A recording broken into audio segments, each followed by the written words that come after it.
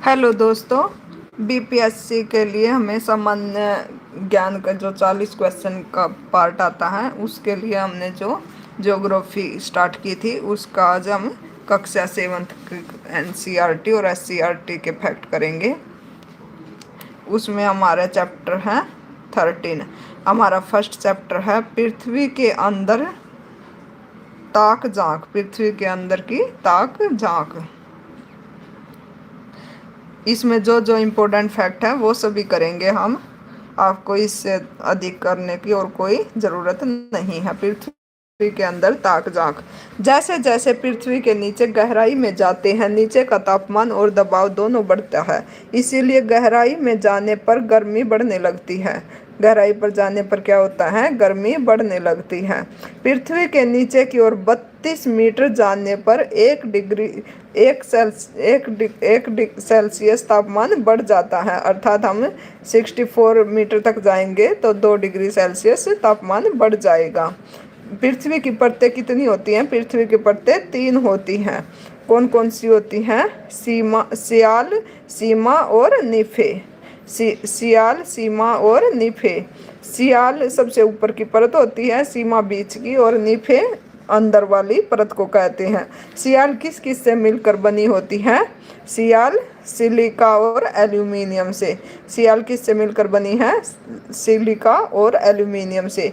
सीमा किस से मिलकर बनी है? सिलिका और मैग्नीशियम।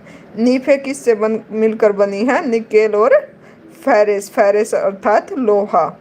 निफे किस से मिलकर बनी है? निकेल और फेरस। पृथ्वी की 3 परतें। पृथ्वी की 3 परतें कौन कौन सी हैं?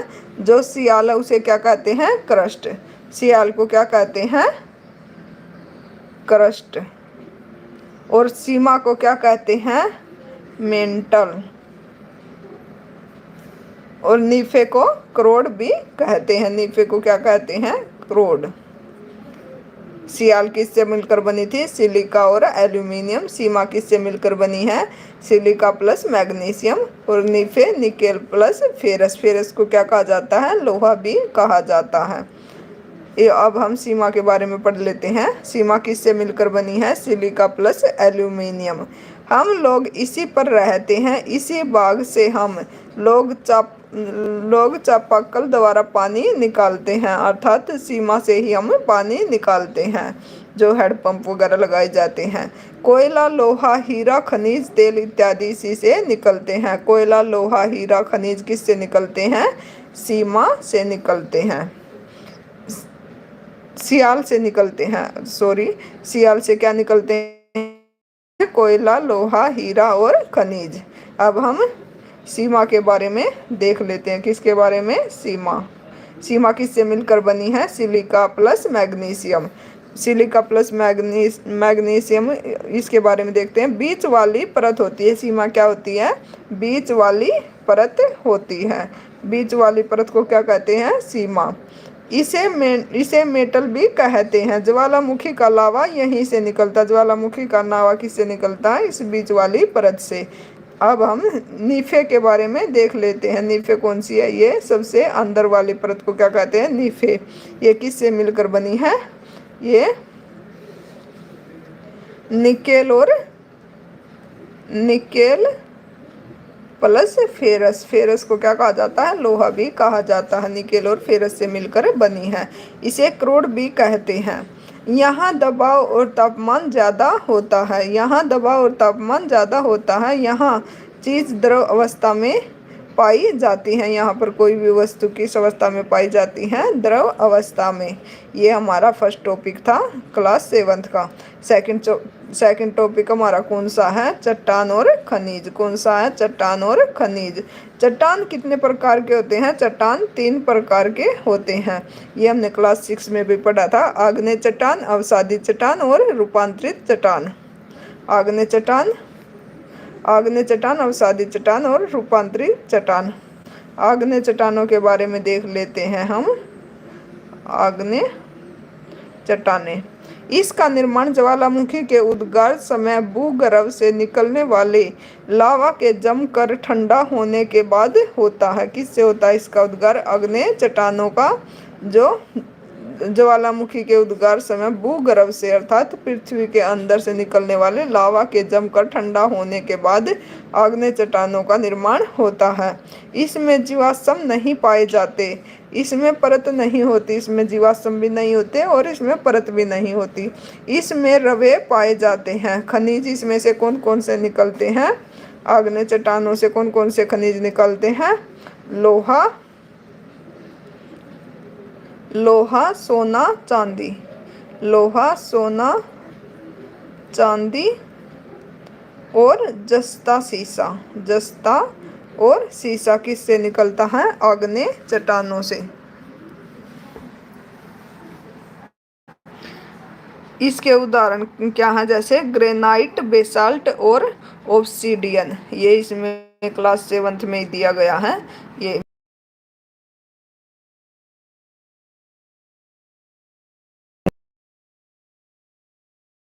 ओब्सीडियन। अवसादी चट्टानें। अब हम किसके बारे में देखेंगे? अवसादी चट्टानों के बारे में। यह चट्टान अवसाद तलछट के परत दर परत जमा होने से होती है, अर्थात जो परत दर परत जमती रहती हैं उससे कौन सी चट्टानों का निर्माण होता है? अवसादी चट्टानों का। यह कितनी अवस्थाओं में पाई जाती है? यह 2 अवस्थाओं में पाई जाती है। धरातल पर जमा अवसाद के परत दर परत जमा होने से कौन से पत्थर निकलते हैं? बलुआ पत्थर। पानी में जमे तलछटों के परत दर परत जमा होने से चूना पत्थर बनते हैं, अर्थात धरातल पर जो अवसाद जमा होते हैं उससे बलुआ पत्थर निकलते हैं और पानी में जमे तलछटों से कौन से निकलते हैं? चूना पत्थर। अब हम थर्ड हमारा रूपांतरित चट्टान देख लेते हैं। कौन सा है? रूपांतरित चट्टान। जब आग्नेय और परतदार चट्टानों में ताप या दाब बढ़ती है तो इसके स्वरूप और गुणों में बदलाव आता है, जिसके कारण रूपांतरित चट्टानें बनती हैं। ये इसके उदाहरण कौन से हैं? चूना पत्थर, संगमरमर, ग्रेनाइट, नाइस। जीवाश्म। चट्टानों के परतों के बीच पौधे, जानवर और जीवाणु जब सैकड़ों हजारों वर्ष दब कर ठोस पत्थर के रूप में बदल जाते हैं तो इन अवशेषों को जीवाश्म कहते हैं। अब हम खनिज के बारे में देख लेते हैं। किसके बारे में देखेंगे? खनिज। यह पृथ्वी के भूगर्भ से निकलते हैं, इसीलिए इसे रत्न गर्भा कहा जाता है। खनिज को क्या कहा जाता है? रत्न गर्भा भी कहा जाता है। खनिज का वर्गीकरण कितने प्रकार से होता है? खनिज का वर्गीकरण 2 प्रकार से होता है, धात्विक खनिज और अधात्विक खनिज। धात्विक खनिज भी कितने प्रकार के होते हैं? 2। कौन कौन से? लोहयुक्त और अलोहयुक्त। लोहयुक्त और अलोहयुक्त। लोहयुक्त में लोहा, मैग्नीज और कोबाल्ट, टंगस्टन। लोहयुक्त में कौन सा है? लोहा, मैग्नीज और कोबाल्ट। अलोह में क्या क्या है? सीसा, जस्ता, सोना, चांदी, टिन और तांबा। अलोह युक्त कौन सा है? सीसा, जस्ता, सोना, चांदी, टिन और तांबा। तो हमसे कोई भी उदाहरण देकर पूछा जा सकता है कि सोना चांदी कैसा है? अलोह युक्त धात्विक खनिज। अधात्विक खनिज कौन कौन से हैं? कार्बनिक और अकार्बनिक। अलोह युक्त कौन से हैं? कार्बनिक और अकार्बनिक। कार्बनिक में कोयला और पेट्रोलियम। कार्बनिक में कौन से आते हैं? कोयला और पेट्रोलियम।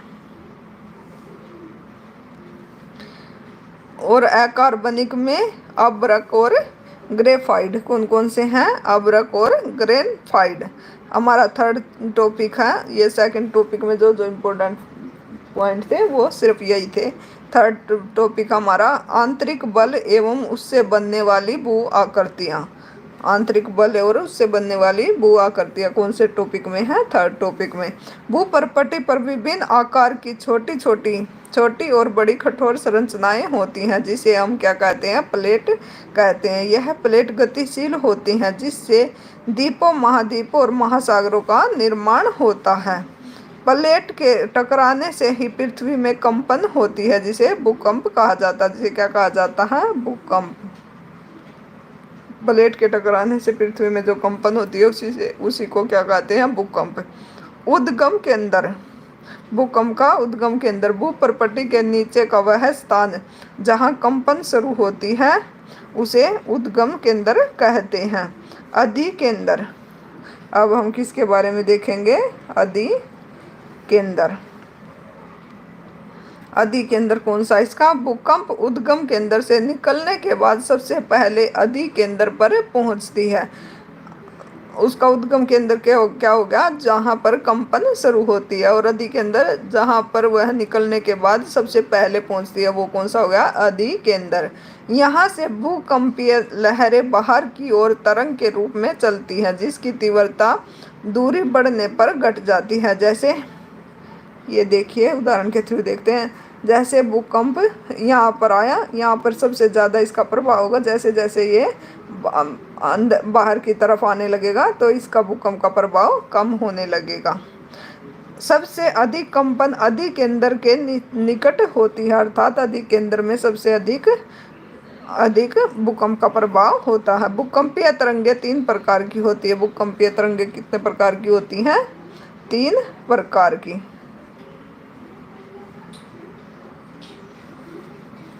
ये 3 प्रकार देख लेते हैं कौन कौन से हैं। ये 3 प्रकार होते हैं।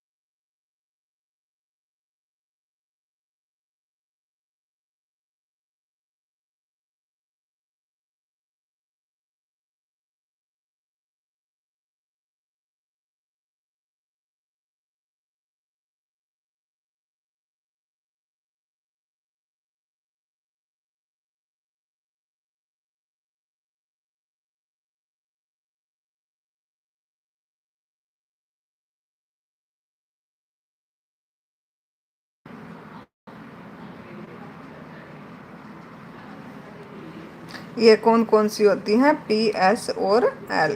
कौन कौन सी होती हैं? पी, एस और एल। सर्वाधिक प्रभाव किस पर होता है? सर्वाधिक किस पर होती है? पी पर। यहाँ 8 से 14 किलोमीटर तक हो सकता है, 8 से 14 किलोमीटर तक। अत्यधिक जोखिम वाले क्षेत्र कौन कौन से हैं? गुजरात। और उससे अधिक जोखिम वाला, जैसे ये हमारा उत्तर की तरफ वाला भाग है जो, वो भी जोखिम वाला है। भूकंप की तीव्रता किससे मापी जाती है? भूकंप की तीव्रता सिस्मोग्राफ से। किससे मापी जाती है? सिस्मोग्राफ से भूकंप की तीव्रता मापी जाती है। रिएक्टर पैमाने भूकंप की तीव्रता मापने की इकाई है। रिएक्टर पैमाने से इसकी तीव्रता मापी जाती है कि कितनी तीव्रता का भूकंप था। भूकंप का अध्ययन क्या कहलाता है? सिस्मोलॉजी। क्या कहलाता है? सिस्मोलॉजी। भूकंप के भयंकर झटके कहाँ कहाँ पर देखे गए थे? 1934 में। 1934 में कहाँ देखा गया था? दरभंगा में। दरभंगा कहाँ पर है? बिहार में। 1934 में कहाँ देखा गया था? दरभंगा में, बिहार में। ये बिहार के एग्जाम के लिए काफ़ी इम्पोर्टेंट है कि भूकंप का झटका बिहार में कब देखा गया था? 1934 में दरभंगा में। लातूर महाराष्ट्र में कब देखा गया था? 1993 में। और कच्छ भुज गुजरात में ये सबसे भयंकर झटका था, कब देखा गया था? 2001 में। ज्वालामुखी। अब हम ज्वालामुखी के बारे में देखते हैं। ज्वालामुखी पृथ्वी के अंदर ताप और दाब के कारण पदार्थ पिघली अवस्था में होती है, जिसमें से मैग्मा निकलता है। क्या निकलता है? मैग्मा। ये कैसे निकलता है? ऐसे मैग्मा निकलता है। यह हमेशा गतिशील होता है। जहाँ भी पृथ्वी की परत कमजोर होती है वहाँ से या धरातल के ऊपर धुएं, भाप, राख, आग, गर्म तरल पदार्थ के रूप में बाहर निकलता है, जिसे क्या कहते हैं? ज्वालामुखी। जब मैग्मा पृथ्वी के बाहर आकर जम जाता है उसे क्या कहते हैं? लावा। ज्वालामुखी के प्रकार।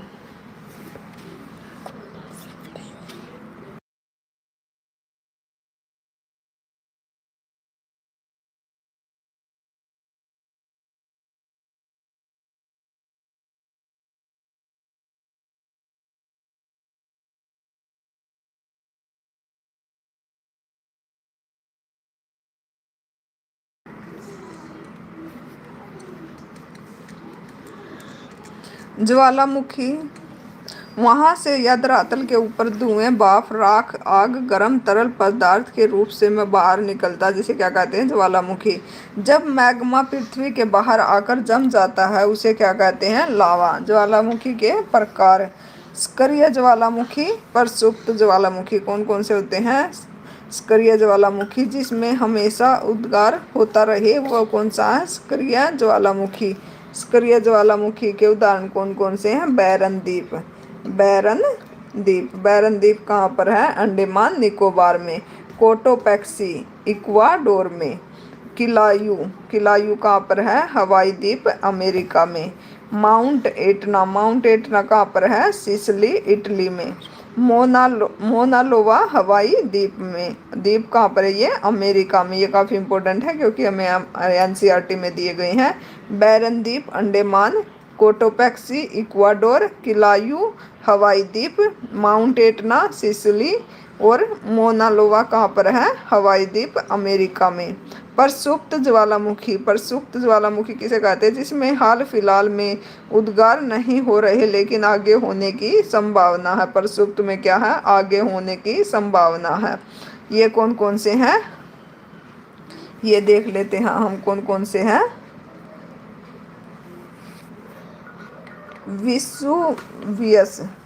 विसुवियस कहाँ पर है? इटली में। और फ्यूजियामा कहाँ पर है? जापान में। नारकोंडम अंडमान निकोबार में।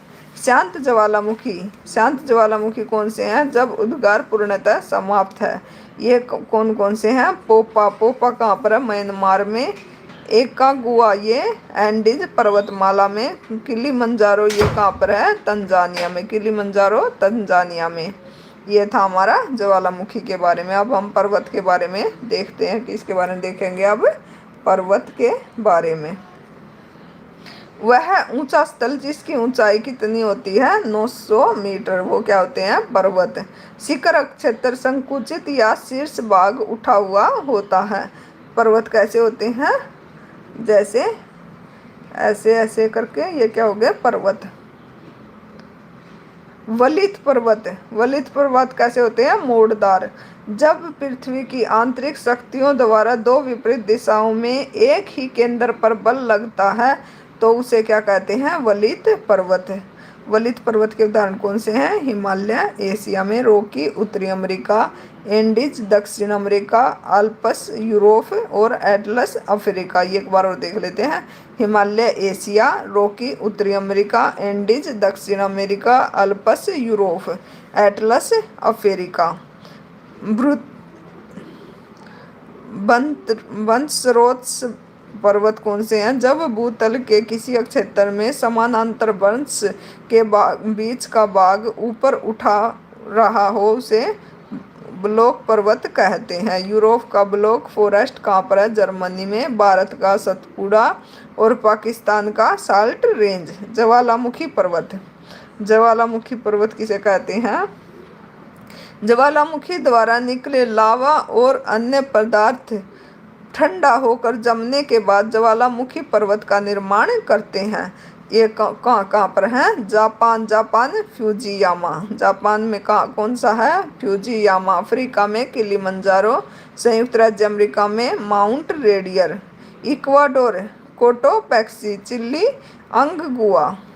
अवशिष्ट पर्वत, अवशिष्ट पर्वत के देख लेते हैं। अपरदन के कारण पर्वत के भाग कटते छटते रहते हैं, यह अपर्दित भूभाग अवशिष्ट पर्वत कहलाते हैं। इसके उदाहरण कौन कौन से हैं, अरावली पर्वत, विंध्याचल पर्वत, पार्श्वनाथ की पहाड़ी। अरावली, विंध्याचल और पार्श्वनाथ की पहाड़ी। ये हमारा थर्ड टॉपिक कंप्लीट हो गया। हमारा फोर्थ टॉपिक है वायुमंडल और इसका संगठन। वायुमंडल और इसका संगठन। वायुमंडल, पृथ्वी के चारों ओर कई किलोमीटर तक वायु पाई जाती है जिसे वायुमंडल कहते हैं। पृथ्वी वायुमंडल के चारों ओर से घिरा हुआ है। पृथ्वी अपने अक्ष पर घूमती है तो वायुमंडल इसके साथ साथ घूमता रहता है। वायुमंडल सूर्य से आने वाली हानिकारक किरणों को पृथ्वी पर आने से रोकती है। धरातल से पृथ्वी के ऊपर जाने पर ऑक्सीजन की मात्रा कम होती है। वायुमंडल से पृथ्वी पर आने वाली किरणें पृथ्वी पर टकराती है और कुछ किरणें टकराने के बाद पुनः परावर्तित होती हैं। अगर ये परिवर्तित किरणें अंतरिक्ष में उपस्थित बादल से टकराती हैं तो पुनः पृथ्वी पर आ जाती हैं, जिससे हमारी पृथ्वी और गर्म हो जाती है। ये कैसे टकराती हैं, ये देख लेते हैं हम एक बार। जैसे ये क्या है, सूर्य, और ये क्या है, हमारी पृथ्वी। तो ये ऐसे ऐसे करके टकराती हैं।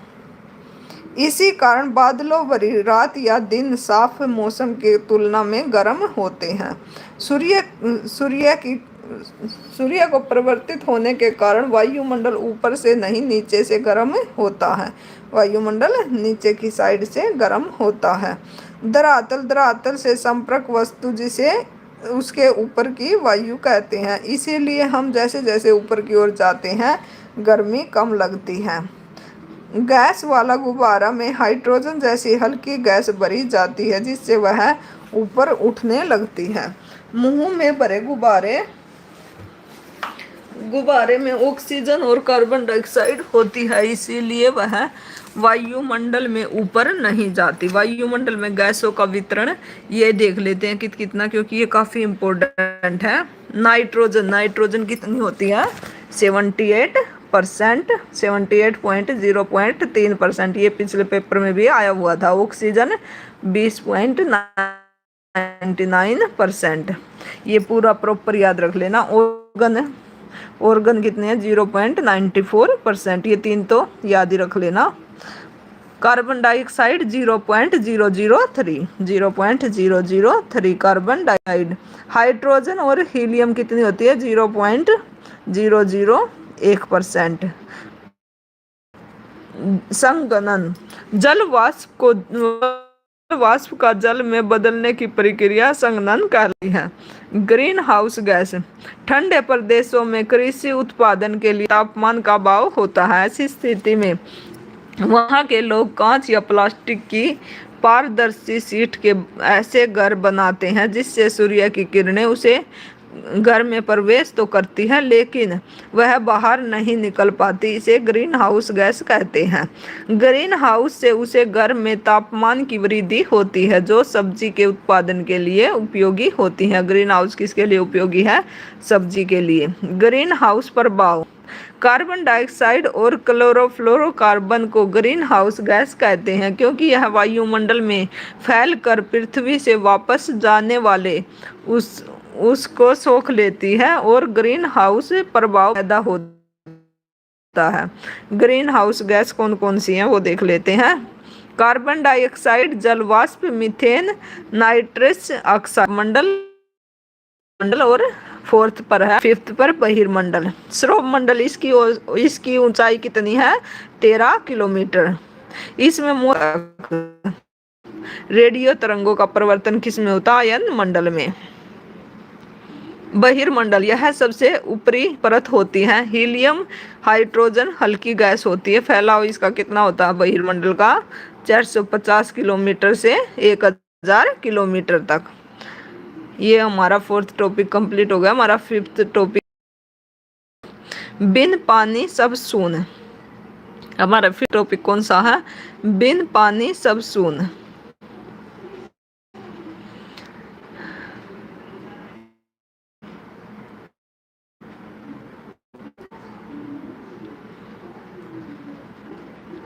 जल संरक्षण दिवस कब मनाया जाता है? 22 मार्च को। 22 मार्च को कौन सा दिवस मनाया जाता है? जल संरक्षण दिवस। पृथ्वी पर 71% भाग पर जलमंडल है। जलमंडल कितने भाग पर है? 71% पर। पीने योग्य पानी कितना हमारा? 0.3%। महासागर पर जल का वितरण कितना है? 97.3%। बर्फ कितना है? 0.2%। भूमिगत जल कितना है? 0.068। झीलों का लवण जल कितना है? 0.009। ये आंकड़े कई बार पूछे जा सकते हैं। और नदियों से जल कितना मिलता है? 0.0001%। नेक्स्ट है हमारा हार्वेस्टिंग किसे कहते हैं? बरसात के पानी को नाला नदी द्वारा समुद्र में ना बहाकर उसे खेत या समतल मैदान में बहाना वाटर हार्वेस्टिंग कहलाता है। बरसात का जल शुद्ध जल होता है। समुद्र के जल में औसतन 1 किलोमीटर जल में 35 ग्राम नमक घुली होती है। कितनी नमक घुली होती है? 35 ग्राम। जल के स्रोत कौन कौन से हैं? नदी, कुआं, नहर, झील और तालाब और नल। पृथ्वी पर 71% भाग पर क्या है? जल। उपयोग करने योग्य जल सीमित ही है। खारा जल कितना है? 97.5%। स्वच्छ और मीठा जल कितना है? 2.5%। मानव और जीव जंतु के लिए मीठे पानी उपलब्ध कितना है? 0.003%। वाष्पन, जब जल को गर्म करते हैं तो गर्मी पाकर जल भाप में बदल जाता है। यह क्रिया वाष्पन कहलाती है। संघनन, जब वाष्प ठंडा होकर पुनः जल में बदल जाता है तो इस क्रिया को संघनन कहते हैं। जल चक्र, पानी का वाष्प बनना, फिर वाष्प से बादल बनना, फिर वर्षा के रूप में जमीन पर आना, यह क्रिया क्या कहलाती है? जल चक्र। वाष्पोत्सर्जन, सागर महासागर के अलावा पेड़ पौधों की पत्तियों से भी जल वाष्प के रूप में निकलता है जिसे वाष्पोत्सर्जन कहते हैं। राजेंद्र सिंह के प्रयास से गुजरात के काठियावाड़ अक्षेत्र जल सिंचित अक्षेत्र बना। इसके लिए उन्होंने रमन मैग्सेसे के पुरस्कार कब मिला था? 2001 में। 2001 में किसे रमन मैग्सेसे पुरस्कार मिला था? राजेंद्र सिंह को, गुजरात के काठियावाड़ के थे। राजेंद्र सिंह को वाटर मैन ऑफ इंडिया कहा जाता। वाटर मैन ऑफ इंडिया कौन है? राजेंद्र सिंह। राजेंद्र सिंह क्या है? क्या है water man of India? Rajendra Singh ने तरुण भारत संघ की स्थापना की। तरुण भारत संघ की स्थापना किसने की थी? राजेंद्र सिंह ने। वुलर झील, वुलर झील कहाँ? जम्मू कश्मीर में। पिछोला झील राजस्थान में। वुलर झील जम्मू कश्मीर, पिछोला झील राजस्थान। लूनर झील, लूनर झील महाराष्ट्र। कोलेरू झील आंध्र प्रदेश। फतेह सागर झील राजस्थान कश्मीर। पिछोला झील राजस्थान। लूनर झील महाराष्ट्र। कोलेरू झील आंध्र प्रदेश। फतेह सागर झील राजस्थान। सांबर झील राजस्थान। डल झील जम्मू कश्मीर। कन्वर झील बेगूसराय और बैरेला झील वैशाली में। महासागरों का जल लहरों के कारण हमेशा गतिमान होता है। ये था हमारा जल चक्कर के बारे में। अब हम ज्वार भाटा के बारे में देख लेते हैं। ज्वार भाटा, चंद्रमा और पृथ्वी की आकर्षक शक्तियों के कारण सागरीय जल के ऊपर उठने और गिरने की घटना को क्या कहते हैं? ज्वार भाटा। क्या कहते हैं? ज्वार भाटा। भाटा किसे कहते हैं?